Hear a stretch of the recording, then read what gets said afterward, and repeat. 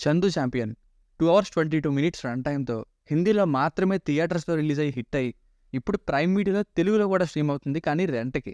Just 2 weeks back PVR పాస్‌తో 'Kill' సినిమా కంటే ముందు చూసిన సినిమా ఇది. ఇక ఈ సినిమా అయితే మహారాష్ట్రకు చెందిన మురళీకాంత్ పేట్కర్ అనే రియల్ పర్సన్ యొక్క బయోపిక్ ఇది. మీరు గూగుల్‌లో సెర్చ్ చేస్తే తెలుస్తుంది. రెజ్లింగ్‌లో ఇండియాకి ఎలా అయినా గోల్డ్ మెడల్ తెద్దామని కలలు కని, అనుకోని పరిస్థితుల వలన కాళ్ళు పోగొట్టుకున్నాక డెడికేషన్‌తో కష్టపడి 1972లో ఇండియాకి ఏం చేసి గోల్డ్ మెడల్ తెచ్చారన్న రియల్ లైఫ్ స్టోరీనే ఈ 'చందు ఛాంపియన్'. అండ్ ఆ ఫీట్‌ని అచీవ్ చేసిన ఫస్ట్ ఇండియన్ కూడా మురళీకాంత్ పేట్కర్ గారే. చందు అంటే ఇక్కడ పేరు కాదు, చందు అంటే సినిమాలో లూజర్ అని అర్థం.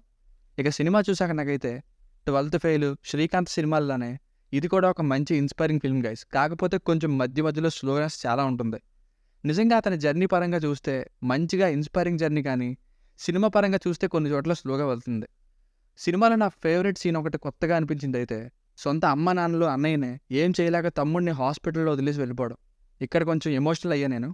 ఇక ఫ్యామిలీతో చూడొచ్చా అంటే ఎస్ చూడొచ్చు, అడల్ట్ కంటెంట్ ఏం లేదు. బేసిక్ స్టోరీ లైన్ ఏంటంటే, ప్రెసిడెంట్ ఆఫ్ ఇండియా మీద చీటింగ్ కేసు పెట్టడానికి మురళీకాంత్ పేట్కర్ గారు పోలీస్ స్టేషన్కి వస్తే ఎందుకు అని తెలుసుకునే క్రమంలో ఫ్లాష్ బ్యాక్లోకి వెళ్తుంది సినిమా. అసలు ఏం జరిగింది, ఎందుకు ప్రెసిడెంట్ మీద కేసు పెట్టాలనుకుంటున్నారు అన్నదే స్టోరీ. ప్లస్ పాయింట్స్, సినిమా మొత్తం స్టార్టింగ్ నుండి ఎండింగ్ వరకు చూస్తే ఒక పాయింట్ని క్లియర్గా డెలివర్ చేయడం మనం గమనించవచ్చు. చిన్నప్పటి నుండి నీ ఫ్రెండ్స్ నవ్వినా, ఇంట్లో నుండి సపోర్ట్ లేకపోయినా, మధ్యలో చాలాసార్లు నువ్వు పడిపోయినా, కాలం కూడా నీకు సహకరించకుండా మరింత ఇబ్బంది పెట్టినా, నీ పట్టుదలని కోల్పోకపోతే ఖచ్చితంగా నువ్వు అనుకున్నది ఎలా అయినా సాధించవచ్చు. ఈ సినిమా మొత్తం అయ్యాక ఒకసారి ఏం జరిగిందన్నది తిరిగేయండి, మీకు కూడా ఇదే అనిపిస్తుందేమో చెప్పండి. అండ్ హీరో కార్తీక్ ఆర్యన్ గారి యాక్టింగ్లో కెరీర్లో బెస్ట్ పర్ఫార్మెన్స్ అని చెప్పొచ్చు. చాలా వేరియేషన్స్ ఉన్నాయి యాక్టింగ్లో, ట్రాన్స్ఫర్మేషన్ కూడా బాగుంది. ఇక బజరంగి భాయిజాన్, ఏక్తా టైగర్, 83 సినిమాలను డైరెక్ట్ చేసిన కబీర్ ఖాన్ గారే ఈ సినిమాని కూడా డైరెక్ట్ చేశారు. ఇక డైరెక్షన్ అయితే బాగుంది. మెయిన్గా కొన్ని రెజ్లింగ్ సీన్స్, వార్ సీన్స్ బాగున్నాయి. క్లైమాక్స్ స్విమ్మింగ్ సీన్స్ ఒకటి భలే తీశారు ఎక్సైటింగ్గా.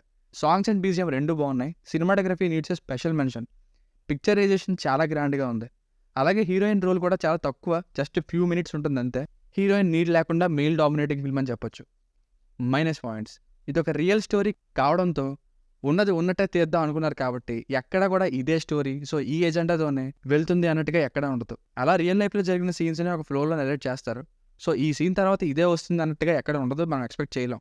ఫర్ ఎగ్జాంపుల్, ఒక కిడ్నాప్ కాన్సెప్ట్ ఉన్న థ్రిల్లర్ని తీసుకుంటే కిడ్నాప్ ఎందుకు చేశారన్నది పాయింట్, అండ్ దానికి తగ్గ నరేషన్ ఎలా ఉంటుందంటే, ఓకే ఇక్కడ కిడ్నాప్ చేశారంటే నెక్స్ట్ ఏదో ఒక రూమ్లో బంధిస్తారు, ఆ తర్వాత డిమాండ్ చేస్తారు, ఇలా చెప్పేయచ్చు. కానీ ఈ సినిమాలో మాత్రం అతని రియల్ లైఫ్లో ఎలా జరిగిందో అలానే ఉంటుంది. అండ్ మెయిన్ పాయింట్ అయితే ఇండియాకి గోల్డ్ మెడల్ ఎలా తెచ్చారన్నది. ఈ విషయం తెలిస్తే మీరు వెయిట్ చేస్తారు లాస్ట్కి ఏం జరిగిందని. లేదంటే ఏంటి రెజ్లింగ్లో స్టార్ట్ అయింది సడన్గా ఎలా అయింది, అసలు ఏం చెప్దాం అనుకుంటున్నారు అనే మైండ్ సెట్లోకి వెళ్ళిపోతారు. అండ్ మధ్యలో వచ్చే ఒక ట్రైన్ సాంగ్ షూట్ వింటేజ్ విజువల్స్తో చాలా బాగున్నప్పటికీ అది అంత అవసరం లేదు అని అనిపించింది. అండ్ సెకండ్ హాఫ్లో చాలా చోట్ల స్లోగా అనిపించింది. సో ఫైనల్గా మూవీకి వర్డిక్ట్ ఏంటంటే, రెగ్యులర్ సినిమాల్లో కాకుండా ఆ స్లోనెస్ పర్లేదు అనుకుంటే ఇది ఒక మంచి మోటివేషనల్ ఫిల్మ్ గైస్. తెలుసుకోవాలి ఇలాంటి విషయాలు కూడా. ఈ సినిమాలో చూపించిన ఇలాంటి ఇన్స్పైరింగ్ ఫిల్మ్స్ కూడా ఈ టైంలో చూడాలి.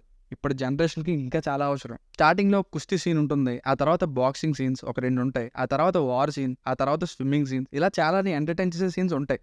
సో చూడొచ్చు.